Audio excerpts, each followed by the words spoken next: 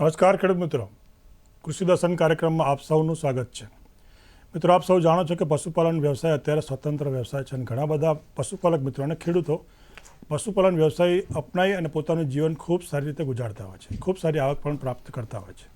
પશુપાલન વ્યવસાયની વાત કરીએ તો એમાં ઘણા બધા ઇસ્યુ એટલે કે પ્રોબ્લેમ્સ પણ હોય છે, સમસ્યાઓ પણ હોય છે.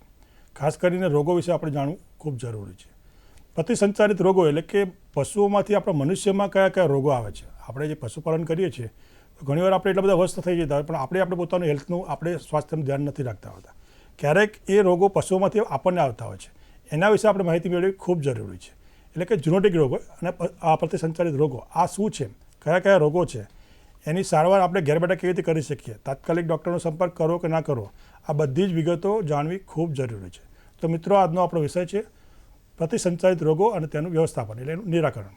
અને એની માહિતી આપવા માટે આજે આપણા સ્ટુડિયોમાં જે સાહેબ પધારે છે એનો પરિચય આપું તો ડૉક્ટર જે ચૌધરી સાહેબ, જેઓ મદદનીશ પ્રાધ્યાપક તરીકે વેટનરી કોલેજ આણંદ ખાતે કામધેનુ યુનિવર્સિટીમાં ફરજ બજાવે છે, જે આપણને તમામ પ્રકારની માહિતી આપશે. ઝૂનોટિક રોગો શું છે, પ્રતિસંચારિત રોગો શું છે, આપણે ઘેર બેઠા શું કરી શકીએ, કોનો સંપર્ક કરે, આ બધી જ વિગતો આપણને આપશે. ચાલો આપણે કાર્યક્રમની શરૂઆત કરીએ. નમસ્કાર ચૌધરી સાહેબ. નમસ્કાર. આપનું સ્વાગત છે સાહેબ. પહેલો પ્રશ્ન એ થાય, આજે પશુપાલનની વાત કરી રહ્યા છીએ તો પશુપાલન વ્યવસાયમાં વૈજ્ઞાનિક અભિગમ અને શ્વેત ક્રાંતિ વિશે શું પ્રગતિ થઈ? આપણા દેશ ભારતમાં જો જોઈએ તો પહેલાં ઔદ્યોગિક ક્રાંતિ થઈ, એના પછી આપણે આગળ જોઈએ તો ખેતી ક્ષેત્રે હરિત ક્રાંતિ થઈ, એના પછી આપણા વાલા પશુપાલક મિત્રો નવી નવી ટેકનોલોજી આવી અને દૂધ ઉત્પાદનમાં બહુ જ મહેનત કરીને આપણે શ્વેત ક્રાંતિ આ ભારત દેશમાં લાવી શક્યા છીએ. અને શ્વેત ક્રાંતિ થકી આજે વિશ્વમાં જેટલા પણ દેશ છે એમાં ભારતમાં દૂધ ઉત્પાદનની દ્રષ્ટિએ ગણીએ તો પ્રથમ ક્રમાંકે છેલ્લા કેટલાય વર્ષોથી છીએ. એટલે વૈજ્ઞાનિક દ્રષ્ટિએ આપણે જોઈએ તો ઘણા આગળ આપણે ગયા છીએ. પશુપાલક મિત્રો દિવસે ને દિવસે વૈજ્ઞાનિક ઢબે પશુપાલન કરતા થયા છે. પશુ રહેઠાણ, પશુનું વ્યવસ્થાપન, પશુ માવજત, પશુ સારવાર, પશુનું રસીકરણ અને આજે તો બીજદાનનું પણ કવરેજ બહુ મોટા પાયે થઈ રહ્યું છે. રસીકરણ સરકારશ્રીના સઘન પ્રયત્નોને લીધે વધારે થઈ રહ્યું છે. શરૂઆતથી મળીને આજ સુધી તમે ગણીએ તો શ્વેત ક્રાંતિમાં બી દૂધ આટલું બધું વધ્યું છે. એનું કારણ એ પણ છે કારણ કે દિવસે ને દિવસે ટેકનોલોજીનો ઉપયોગ કરતા થયા છે. આજે સેક્સ સિમન મતલબ કે આપણે બીજદાન કરીએ એમાં એવો ડોઝ બનાવતા થયા છીએ કે એવો ડોઝ સરકારશ્રી દ્વારા પશુપાલક મિત્રને એના ઘેર મળે છે કે જેના લીધે એની પાડી આવશે કે વાછડી આવશે એ પણ પહેલથી એને ખબર પડી જાય છે અને બહોળા પ્રમાણમાં તેનો ઉપયોગ કરી અને પશુપાલક મિત્રો આગળ વધી રહ્યા છે. એની સાથે સાથે આ બધા ટૉપિક તો આપણે જોયા પણ આજનો જે ટૉપિક છે એ પણ અગત્યનો છે. પશુપાલક એકબીજાની દોડ સાથે આજના ટૉપિક જે પ્રતિસંચારિત રોગો છે એમાં ક્યાંક જાણવું બહુ જરૂરી બને છે. એટલે આપણે આમ કહીએ તો પશુપાલક ક્ષેત્રે ઘણી બધી વૈજ્ઞાનિક ઢબનો ઉપયોગ થયો છે અને આગળ બી રમેશભાઈ વધ્યા છે. ખૂબ સરસ. જેમ સાહેબ અમારી ખેતીમાં પણ નવા નવા વૈજ્ઞાનિક અભિગમ આવી રહ્યા છે એ રીતે પશુપાલનમાં આવી રહ્યા છે. ખૂબ આનંદ થયો. આગળ વધી સાહેબ, આજનો વિષય આપણો પ્રતિસંચારિત રોગો છે તો એના વિશે અમને માહિતી આપશો? આજનો વિષય ખૂબ જ મહત્વનો છે. એનું નામ છે પ્રતિસંચારિત રોગો. એને બીજી રીતે કહી શકીએ, પશુપાલક મિત્રોને કહેવા માગું છું કે પશુ માનવ પ્રતિસંચારિત રોગો. અંગ્રેજીમાં એને ઝૂનોટિક રોગ તરીકે ઓળખાય છે અથવા ઝૂનોસિસ કહેવાય છે. એટલે આ એવા રોગો જે પશુ સાથે કામ કરતા હોય પશુપાલક મિત્રો એના ઘેર પશુની માવજત કરતા હોય રમેશભાઈ, ઘણીવાર એને દાણ આપે, ખાણ આપે, ખોરાક આપે, પાણી આપે, એ બધા જ પશુની માવજતના એક પાયાના સિદ્ધાંતોને અનુસરી પશુ સાથે રહેતા હોય. આ એક શબ્દમાં કહીએ પશુપાલન કરતા જે હોય એ પશુપાલક મિત્રોને પશુમાં કોઈ રોગ આવ્યો હોય અને એ માણસમાં પ્રસરે એને પશુ માનવ પ્રતિસંચારિત રોગો અથવા પ્રતિસંચારિત રોગો કહેવાય છે. એમાં રમેશભાઈ મહત્વની વસ્તુ એ પણ છે કે એવું જરૂર નથી કે પશુમાંથી જ માણસમાં આવે તો પ્રતિસંચારિત રોગો કહેવાય. ઘણા એવા રોગો પણ છે કે આપણી જોડે હોય છે આપણા શરીરમાં.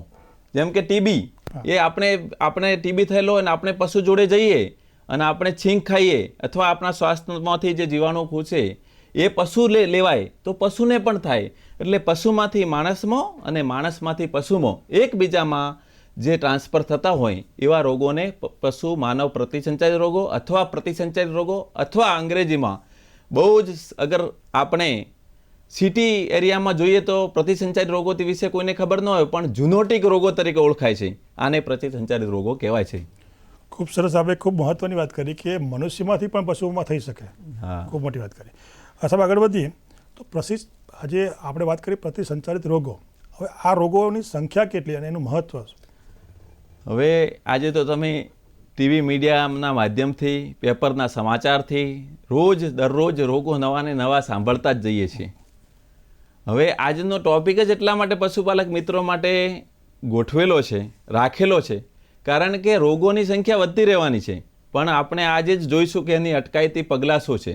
હવે સંખ્યાની વાત કરું તો વિશ્વભરમાં 300થી વધારે આવા પ્રતિસંચારિત રોગો નોંધાયેલા છે. અલગ અલગ એરિયામાં અલગ અલગ રોગો છે.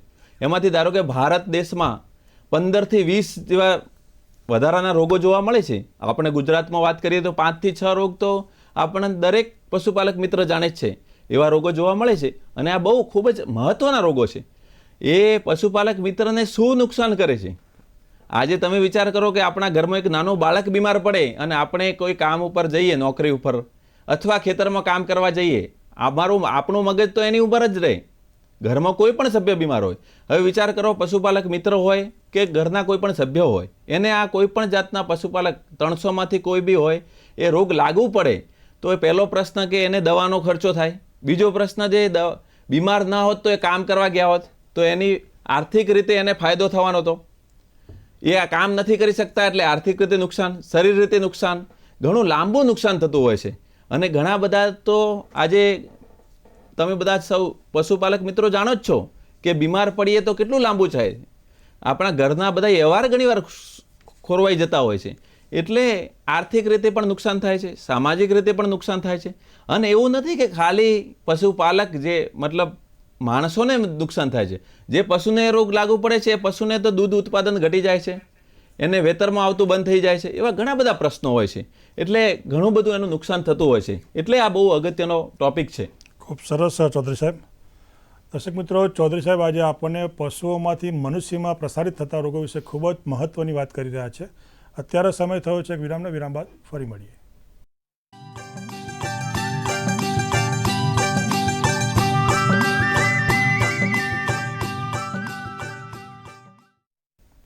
વિરામ બાદ કૃષિ દર્શન કાર્યક્રમમાં આપ સૌનું સ્વાગત છે. મિત્રો, આજનો વિષય પશુપાલક મિત્રો માટે ખૂબ જ અગત્યનો છે. પશુઓમાંથી માનવમાં પ્રસારિત થતા રોગો, એટલે કે ઝૂનોટિક રોગો. સાહેબ આગળ વધીએ તો પશુઓમાં જે રોગ જોવા મળે છે એ મનુષ્યમાં પણ જોવા મળે છે. કયા કયા છે?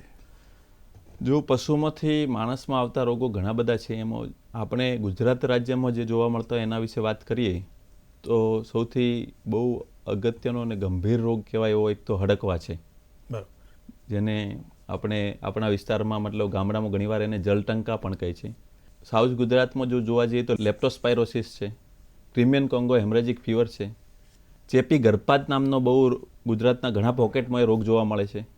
આવા ઘણા બધા અગત્યના રોગ આપણને જોવા મળે છે. નવા રોગો, જો પ્રતિસંચારિત રોગોની જો હું વાત કરું, આજે મેં હાલ થોડી વાર પહેલાં જ વાત કરી કે નવા રોગ, તો ઇબોલા રોગ છે, નિફા વાયરસ રોગ છે, હેન્ડ્રા રોગ છે. એવા ઘણા બધા રોગો છે, નવા અને જૂના. અને દિવસે દિવસે એક વૈજ્ઞાનિક સર્વે પ્રમાણે એવું કહેવાય છે કે જેટલા નવા રોગો આવે છે એ 70% પશુઓમાંથી આવેલા છે, અને જે જૂના રોગો છે એ 65% પશુઓમાંથી આવે છે. એટલે બહુ અગત્યના રોગો છે આપણા વિસ્તારના. સાલ્મેનોલોસિસ છે, સિઝેલોલિસિસ છે, એવા ઘણા બધા રોગો છે. અને આજે આપણે વિસ્તૃત ચર્ચા બી કરીશું જે બહુ અગત્યના રોગો આપણા વિસ્તારમાં જોવા મળે અને એને કઈ રીતે અટકાવી શકાય છે. ખૂબ સરસ. ચૌધરી સાહેબ, આપણે જે આ રોગોની વાત કરી, તો આજે પ્રતિસંચારિત રોગો છે એ કોને થઈ શકે? એના નજીકનો માણસ હોય કે દૂરનો હોય, એ કેવી રીતે કોને થઈ શકે? મેં શરૂઆતમાં જ તમને વાત કરી, પ્રતિસંચારિત રોગો આ મોટા માણસ છે, આ નાના માણસ છે એવું કંઈ જોતા નથી. એ રોગની કોઈ બાઉન્ડ્રી નથી. એ પશુપાલન કરતા માણસો, પશુની સેવા ચાકરી કરતા હોય, પશુની માવજત કરતા હોય, એટલે કે પશુપાલક મિત્રો, પશુના કોન્ટેક્ટમાં આવતા હોય એમને. એના સિવાય ધારો કે પશુ ચિકિત્સક છે, પશુની દવા કરવા આવતા હોય એ. એના સિવાય વ્યાવસાયિક રીતે જે જોડાયેલા હોય, ધારો કે પશુ ડાયરેક્ટ પશુ સાથે નથી પણ પશુની પેદાશો વેચતા હોય, તો એમને પણ અમુક પશુમાંથી માંસનો પણ ઉપયોગ કરતા હોય, મરઘામાંથી ઈંડાનો ઉપયોગ કરતા હોય, એમનો પણ આ રોગ લાગુ પડતા હોય છે. એટલે કે કહેવાનો મતલબ કે પશુમાંથી ડાયરેક્ટ કે પશુની પેદાશોમાંથી, પશુજન્ય પેદાશોનો ઉપયોગ કરવાથી એનું જો પ્રોપર હાઇજેનિક મેન્ટેનન્સ ન હોય તો, અને પશુની સાવચેતી રાખવાથી, પશુ સાથે કરવાથી, યોગ્ય પગલાં, અટકાયતી પગલાંનો ઉપયોગ ન કરીએ તો એ તમામને પ્રતિસંચારિત રોગો થવાની શક્યતા રહેલી છે. બીજી વસ્તુ કે આ રોગ ક્યારે થઈ શકે છે એ કોઈ એનું પૂર્વાનુમાન કરી શકતું નથી. એટલા માટે સાવચેતી રાખવી બહુ જ અગત્યની જરૂરી છે. ખૂબ સરસ ચૌધરી સાહેબ. ચૌધરી સાહેબ, કોઈ પણ સમસ્યા હોય તો એનું મૂળિયું પકડવું જરૂરી છે. આપણે આ રોગની આજ વાત કરી રહ્યા છીએ, તો શા કારણથી આ રોગ ફેલાય છે? હવે આ રોગ ફેલાવાના કારણો, જેમ રમેશભાઈ કીધું કે કોઈ પણ રોગ હોય તો એનું મૂળિયું જડી જાય ને તો બહુ આપણે એને અટકાવી શકાય, એને આવતો રોકી શકાય, એવા પગલાં ભરી શકાય. હવે ધારો કે કોઈ જાનવર બીમાર થયું છે, જાનવર બીમાર થયું છે તો એના શરીરમાંથી જે સ્ત્રાવ નીકળે છે એ તમારા સંપર્કમાં આવે તો તમને એ રોગ લાગુ પડી શકે. બીજી વસ્તુ કે ધારો કે પશુને ટીબી જેવો રોગ થયો છે, એ શ્વસન દ્વારા ઉચ્છ્વાસ, પશુના ઉચ્છ્વાસમાંથી બહાર જેના જીવાણુઓ આવતા હોય છે, એ જીવાણુ પશુ જ્યારે ઉચ્છ્વાસ કરે અને આપણે ત્યાં હાજર હોઈએ એ જે પશુપાલક મિત્ર તરીકે, એને દાણ આપવા ગયા હોઈએ, એને લીલું ચારો આપવા ગયા હોય ને સૂકો ચારો આપવા ગયા હોઈએ, એ ટાઈમે આપણે શ્વાસ લઈએ અને જીવાણુની તો એવી વસ્તુ છે કે એ નરી આંખે દેખાઈ નથી શકતા, એટલે આપણે શ્વાસમાં લઈએ ને આપણને રોગ લાગુ પડે. એટલે પશુજન્ય પેદાશોમાંથી આવે છે. બીજી વસ્તુ કે પશુના દૂષિત સ્રાવ હોય છે એ તમારા કોન્ટેક્ટમાં તો આવે છે. એના સિવાય કે ધારો કે અમુક રોગો એવા હોય છે જેમાં પશુ તરવાઈ જાય છે અને એનું બચ્ચું યા તો મરેલું હોય છે યા પછી અધ મરેલું જેવું હોય છે. એના દૂષિત સ્ત્રાવને તમે ડાયરેક્ટ સીધા હાથે પકડો છો, એ હાથે પકડવાથી તમારા હાથમાં ક્યાંક ચીરો જેવો લાગેલો હોય, એકદમ સામાન્ય હોય ને દેખાતો જ ન હોય ચીરો, તો એવા કેસમાં બી ઘણીવાર એવું બને છે કે જીવાણુઓ ત્યાંથી પ્રવેશી, શરીરમાં પ્રવેશી અને આગળ વધે છે. એટલે કયા કયા રસ્તા છે મનુષ્યમાં જે આવેલા કુદરતી રીતે જે છિદ્રો છે એ છિદ્રો દ્વારા શરીરમાં પ્રવેશ થાય છે. એટલે દરેકે દરેક વસ્તુનું ધ્યાન રાખવું ખૂબ અગત્યનું છે.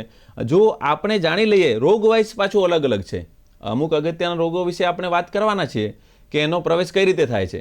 ઘણીવાર પશુપાલક મિત્રો પશુનું કાચું દૂધ પીવાનું અલગ ટેસ્ટ હોય છે તો એ કાચું દૂધ પીએ.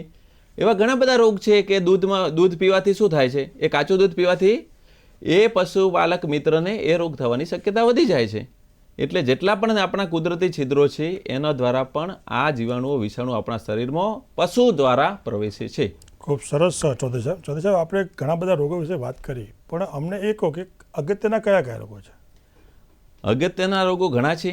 એમાં સૌથી અગત્યનો રોગ છે એના વિશે હું વાત કરીશ તો એક તો છે ચેપી ગર્ભપાત, જેને અંગ્રેજીમાં બ્રુસેલોસિસ કહેવાય. પશુપાલક મિત્રો આપના ચેનલની માધ્યમથી જે સાંભળે છે એમને કહેવા માગું છું કે ઘણીવાર એવું બનતું હશે તમારા ઘેર, તમારા તબેલામાં, તમે જે પશુ રાખો એમાં, કે ગાય કે ભેંસ ગાભણ થઈ હોય એના 5 કે 6 મહિના પછી એ તરવાઈ જાય, એટલે કે બચ્ચું ફેંકી દે. એ બધાના ઘેર ના બનતું હોય કારણ કે દરેકના ઘેરે રોગ ના આવી શકે, પણ ક્યારેક ને ક્યારેક તમે સાંભળ્યું જ હશે કે આ અમારે ગાય કે ભેંસ અમારી વેતરમાં આવી હોય, એ વેતરમાં આવ્યા પછી એને આપણે સેવા ચાકરી કરીએ અને પછી એ તરવાઈ જાય, એવું બનતું હોય. એ તરવાઈ જવા માટેના જે રિસ્પોન્સિબલ કેરેક્ટર છે, તરવાઈ કેમ જાય છે એના કારણભૂત જે છે રમેશભાઈ, એમાં 5 થી 6 મેઇન કારણ છે. એમાંથી લગભગ 40% કારણ ચેપી ગર્ભપાત નામનો રોગ છે, જેને અંગ્રેજીમાં બ્રુસેલોસિસ કહેવાય છે. હવે બ્રુસેલોસિસમાં શું થાય છે હું તમને કહું છું. બ્રુસેલોસિસ એક અગત્યનો રોગ છે. આપણે ગાભણ ભેંસ કે ગાય હોય એનું બચ્ચું બહાર ફેંકી દે છે એટલે તરવાઈ જાય છે. હવે દૂષિત બચ્ચું હોય કે પછી એનો સ્ત્રાવ હોય, આપણે આપણા ઘેર માતાઓ કે બહેનો ખુલ્લા હાથે એને પકડીને દાટી દેતા હોય ત્યારે શરીરમાં ક્યાંક ઉજરડો આવ્યો હોય તો એ દેખાય નહીં આપણને કે ઉજરડો છે. એવા ઉજરડામાંથી પણ જીવાણુ શરીરમાં પ્રવેશી જતા હોય છે. હવે મહત્વની વસ્તુ એ છે કે આ એટલો ગંભીર રોગ છે. પહેલાં તો પશુને ગાભણ કરવું મુશ્કેલ હોય છે. એ ગાભણ થયા પછી આપણે એની સારી સેવા ચાકરી કરીએ, 6ઠ્ઠા મહિનામાં જ્યારે તરવાઈ જાય તો આખું વેતર ખાલી જાય, કોઈ દૂધ ના આપે.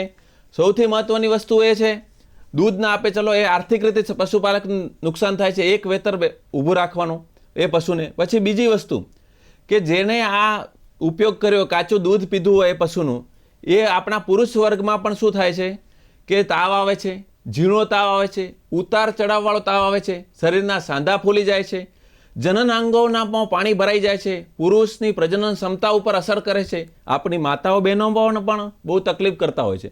જો માતાઓ બહેનો આવા સંપર્કમાં આવ્યા હોય તો એના ગર્ભાશયમાં પણ એ સુષુપ્ત અવસ્થામાં એના જીવાણુ રહી જતા હોય. એ ઇરિથ્રોટ્રાયોલ કરીને એક એની શર્કરા આવે છે, એ શરીરમાંથી ત્યાં ખેંચે છે. એ શર્કરાના એટ્રેક્શનના લીધે ગર્ભાશયની આજુબાજુ પોતાનું લેયર બનાવી શાંતિથી સુષુપ્ત અવસ્થામાં દુશ્મનની માફક બેસે છે. જ્યારે આપણા ઘેર સારા સમાચાર હોય, માતા કે બહેનોને ત્યાં સારા સમાચાર હોય, ત્યારે કસુવાવડ થાય છે. હવે તમે વિચાર કરો કે એક રોગ છે ચેપી ગર્ભપાત, પશુમાં નુકસાન કરે, આર્થિક રીતે નુકસાન કરે, આપણા પુરુષો, ભાઈઓ, પિતા ભાઈ એમાં નુકસાન કરે, પરિવારના સભ્યોમાં નુકસાન કરે, માતામાં નુકસાન કરે, દીકરીઓમાં નુકસાન કરે. વિચાર કરો કે કેટલો ગંભીર રોગ છે. રમેશભાઈ, એના ઉપરથી જ ખબર પડે કેટલો ગંભીર રોગ છે. ખૂબ સરસ સાહેબ. અત્યારે સમય છે એક વિરામનો. દર્શક મિત્રો, ચૌધરી સાહેબ આજે આપણને પશુઓમાંથી મનુષ્યમાં પ્રસારિત થતા રોગો વિશે ખૂબ જ અગત્યની માહિતી આપી રહ્યા છે. અત્યારે ફરી એકવાર સમય થયો છે વિરામનો. વિરામ બાદ ફરી મળીએ.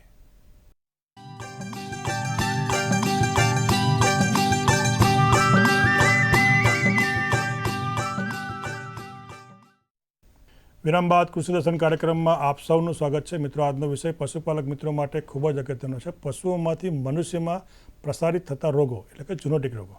સાહેબ, આગળ વધીએ. આપણે ખૂબ સરસ વાત કરી ચેપી ગર્ભપાતનો. હડકવા વિશે અમને ટૂંકમાં માહિતી આપશો?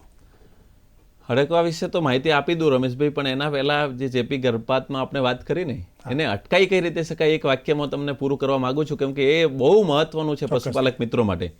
એટલા માટે મહત્વનું છે કે એટલા બધા પ્રોબ્લેમ હોવા છતાં તમે પશુ જ્યારે તમારી પાડી કે વાછડી જન્મે ત્યાંથી માંડી મતલબ 4 મહિનાથી માંડીને 9 મહિના થાય એટલે વચ્ચે 5 મહિનાનો ટાઈમ મળે તો બાલ્ય અવસ્થામાં એને એક રસી આપવામાં આવે છે.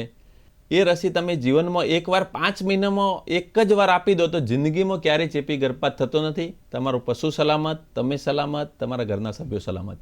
એટલે તમે વિચાર કરો કે જેની કેટલી ગંભીર અસર છે અને એનો ઉપાય કેટલો છે.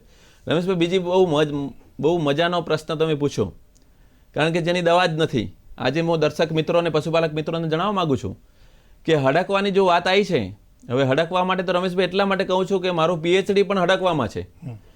આજે હડકવા જો વિશ્વમાં, ભારતમાં વાત નથી કરતો, વિશ્વમાં કોઈ પણને હડકવા એકવાર થઈ જાય તો વિશ્વમાં કોઈ દવા જ નથી. અને તમે મિત્રો બધા જાણો જ છો કે જેની દવા ન હોય એનાથી રમેશભાઈ ડરવું પડે.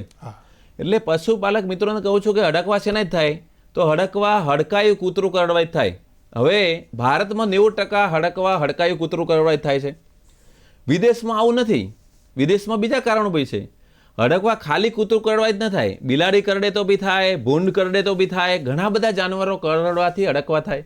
વન્યજીવ છે એ કરડે તો જલ્દી હડકવા થાય, શિયાળ કરડે તો એની અસર વધારે થાય. હવે અહીંયા હું તમને એ જણાવવા માગું છું કે ભારતમાં કેમ કૂતરું કરડવા જ થાય છે. તો વિદેશમાં શું છે કે કૂતરાની સંખ્યા મર્યાદિત છે. કોઈ કૂતરું રાખવું હોય તો એનો પાસપોર્ટ બનાવવો પડે, એમાં રસીકરણનો ઉલ્લેખ હોય, કોઈ છૂટું કૂતરું મળે ના. અહીંયા આપણે કૂતરાની સંખ્યા ઉપર કોઈ અંકુશ નથી, એટલે કૂતરા હોય છે. હવે એકમાંથી બીજા કૂતરાને કરડે એટલે થાય. બીજી વસ્તુ કે કૂતરું કરડવા જ થાય. હવે આમાં શું આપણને ખબર શું પડે કે આને હડકવાથી? તો કૂતરામાં 2 ટાઈપના લક્ષણો જોવા મળે. એક લક્ષણ તો રમેશભાઈ એકદમ ગુસ્સાવાળા હોય, એ દોડ કરે, પૂંછડી પટપટાવે, મોઢામાંથી લાળ પાડે, જે રસ્તામાં આવે, ધારો કે કોઈ લાકડું આવ્યું, આપણે આવ્યા કે કોઈ પણ વસ્તુ આવી ગઈ અને બચકું ભરી દે, એનું એક મુખ્ય લક્ષણ. એનાથી તમને ખબર પડી જાય. બીજી વસ્તુ એ છે કે ધારો કે કૂતરું 30-40% કેસમાં એવું બને કે કૂતરાને આ ગુસ્સાવાળા લક્ષણ જગ્યાએ શાંતિથી બેસી જાય, લકવો થઈ જાય શરીરમાં અને મોઢામાંથી લાળ પડી જાય ને અવાજ અલગ અવાજ આવતો હોય, એકદમ અશક્ત થઈ જાય ને લકવો થઈ જાય. આ બીજા લક્ષણો છે. આ રીતે આપણે કૂતરું ઓળખી શકીએ. હવે જો આપણને કૂતરું કરડી જાય તો આપણને હડકવા થવાની શક્યતા છે. હવે આની કોઈ બહુ મહત્વની ને બહુ ગંભીર પશુપાલક મિત્રો હું તમને કહેવા માગું છું કે બહુ ગંભીર બાબત છે. આની કોઈ દવા જ નથી. પણ સારી બાબત રમેશભાઈ એમાં એવી છે કે એને 100% દવા નથી, પણ 100% એને અટકાવી શકાય છે. અને અટકાવવાના હું તમને ઉપાયો જો કહું તો માણસમાં પહેલાં ધારો કે કોઈ હડકાયું કૂતરું કરડે છે તો માણસમાં શું થાય? એ પણ હડકાયો થઈ જાય, એને પણ લકવો થઈ જાય, એ પણ બચકા ભરે, એને અલગથી બાંધી રાખવો પડે એવી પરિસ્થિતિ થાય. તમે એના વિડીયો જુઓ તો પણ તમને ટેન્શન આવી જાય, આવું થાય. એના મોઢામાં આ જે ગળાના ભાગના જે બધા એના સ્નાયુ હોય એમાં લકવો થઈ જાય, એટલે એને જલટંકા બી કહે. કેમ જલટંકા કહે? કે પાણી એની સામે તમે લઈ જાઓ તો પાણી પીવાની ટ્રાય કરે પણ આના આ જે સ્નાયુ છે બધા બંધ થઈ ગયા હોય, એટલે પાણી અંદર ઉતરે નહીં, એટલે ડરી જાય, એટલે એને જલટંકા કહેવાય. એટલે માણસમાં આવું થાય. હવે આપણે એને અટકાવવા માટે શું કરી શકાય એ બહુ મહત્વનો ટોપિક છે કે એના ટોટલ 3 રસ્તા છે અડકવા ન થાય એના માટેનો. પહેલો રસ્તો એ છે કે આ જેનાથી થાય છે એનાથી દૂર રહો. તો કે કૂતરું કરડવાથી થાય છે તો જનરલી તમારા ઘેર નાના ભૂલકાઓ સ્કૂલે જતા હોય તો એમને તમે જાણ કરો કે કોઈ દોડતું કૂતરું આવતું હોય તો 2 ફૂટ એટલે કે 2 પગલાં પાછા ઊભા રહો શાંતિથી. જો અડકાયું કૂતરું હશે તો એની સીધી રેખામાં દોડે એનો ગુણધર્મ છે, એ દોડતું રહેશે. સાદું કૂતરું હોય તો વળીને તમારા છોકરા બાજુ આવશે, તો એનો સંપર્ક આપણે ટાળી શકીશું પહેલો. બીજો રસ્તો એ છે, બીજો રસ્તો એવો છે કે જે જગ્યાએ તમારે બટકું ભર્યું હોય કૂતરે, તો બને તો માથાને સાચવો, કારણ કે માથામાં અડકવાના જે વિષાણુ છે એ માથાના ભાગમાં જ કૂતરું કરડે તો જલ્દીથી મગજમાં જતા રહે, એટલે જલ્દી અડકવા ઉપડે છે. એટલે વચ્ચે હાથ લાવી દો કે એવું કંઈક કરી શકાય. પછી કૂતરું કરડ્યું એ જગ્યાએ જે ઘાવ હોય એ સાબુવાળા પાણી કે આપણા સોડાનો પાણી હોય, કપડાં ધોવાનો સાબુ હોય, નાહવાનો સાબુ હોય, એ સાબુથી તમે એને બરાબર 10 મિનિટ માટે ધોવો. એક અડકવાના વિષાણુ માટેના એ ગુણધર્મ છે કે 5 કે 10 સેકન્ડમાં સાબુવાળા પાણીમાં મરી જાય. તો મેં તમને 10 મિનિટ એટલા માટે કીધું, લોહી નીકળતું હોય તો એને 10 મિનિટ માટે ધોઈ નાખો, બીજું કંઈ લગાવશો નહીં. એના લીધે શું હોય, એક પણ જે વિષાણુ એ શરીરમાં જાય નહીં. અને ત્રીજું છે રસીકરણ, જે આપણે સરકારી દવાખાને જઈએ તો 0 દિવસ મતલબ જે દિવસે કરડે 0 દિવસ, 3જો દિવસ, 7મો દિવસ, 14મો દિવસ, 21મો દિવસ, 28મો દિવસ અને 90મા દિવસે પૂરો કોર્સ રસીકરણ જેમ તમને ડૉક્ટર સલાહ આપે એમ કરવું. અને ઘણા બધા માણસો એમ વૈજ્ઞાનિકો કામ કરતા હોય, વ્યવસાયી રીતે કૂતરાઓને પાળતા હોય, એને પહેલેથી રસી લઈ લેવી 0 દિવસે, 3જા દિવસે, 7 દિવસથી, એટલે એને કંઈ થાય નહીં. ખૂબ સરસ, બહુ અગત્યનો રોગ હતો. ચૌધરી સાહેબ, સમયની મર્યાદા છે. કાર્યક્રમના અંતમાં અમારા પશુપાલક મિત્રોને આપ શું સંદેશ આપશો ટૂંકમાં કહીએ તો આવા રોગો 300 છે, વધતા જશે. અમુક વસ્તુ તમારે ધ્યાન રાખવી છે. રસીકરણ એ બહુ મહત્ત્વનું છે. એ પાણી પહેલાંની પાળ છે અને તમારે રસીકરણ ફરજિયાતપણે કરાવી દેવું. ચોખ્ખાઈ બહુ મહત્ત્વની છે. તમે તબેલો એને ચોખ્ખું રાખો. 12 ફૂટ જેવું એનું છાપરું હોય તો હવા ઉજાસ રહે. આપણે પણ કોઈક ઝઘડો કરતા હોઈએ તો ઝઘડવા માટે 3-4 જણા ભેગા થઈએ. એમ શરીરમાં પણ કેવું હોય, જીવાણુ કે વિષાણુ આપણી ઉપર એટેક કરે તો ભેગા થઈને આવે. જેવો છાપરું બધું ઊંચું હોય તો પવન આવે ને તો વિષાણુ એક મતલબ ત્યાંથી જતા રહે, તો રોગ નહીં થાય. બીજી વસ્તુ, જેટલું છાપરું ઉપર ઊંચું હોય, ચોખ્ખાઈ હોય, એટલું સૂર્યદેવ કહેવાય છે આપણી સંસ્કૃતિમાં. સૂર્યપ્રકાશની હાજરી રહે. એ તમે વિચાર કરો, તમે જો તડકામાં બહાર ઉભા રહો તો ચામડી બળવા લાગે. ખૂબ સરસ ચૌધરી સાહેબ, આજે આપ અહીં પધાર્યા અને અમારા પશુપાલક મિત્રોને ખૂબ જ અગત્યની મહત્વની માહિતી આપી, એ બદલ આપનો આભાર માનું છું. નમસ્કાર, ધન્યવાદ. દર્શક મિત્રો, જોયું ડૉક્ટર જે.એચ. ચૌધરી સાહેબ આજે અહીંયા પધાર્યા અને આપણને પશુઓમાંથી માનવમાં પ્રસારિત થતા રોગો વિશે ખૂબ જ અગત્યની મહત્વની માહિતી આપી. આશા રાખું કે આજનો કાર્યક્રમ આપ સૌને ખૂબ જ ઉપયોગી નીવડશે. મિત્રો, આવી જ અગત્યની માહિતી સાથે ફરીથી મળીશું કૃષિ દર્શનમાં. ત્યાં સુધી રજા આપશો. નમસ્કાર.